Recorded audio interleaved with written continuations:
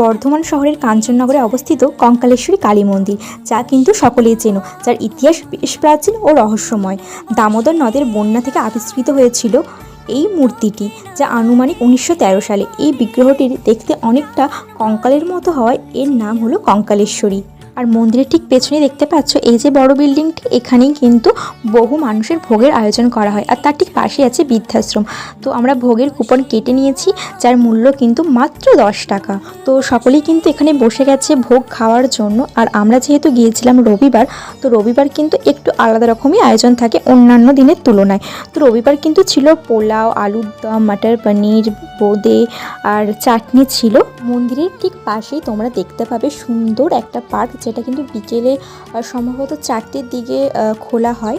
বেনারসে বা কলকাতায় যেরকম সন্ধ্যা আরতি করা হয়, এখানেও কিন্তু সন্ধ্যাবেলা সেরকম সন্ধ্যা আরতি করার ব্যবস্থা রয়েছে। তো তোমরা কিন্তু অবশ্যই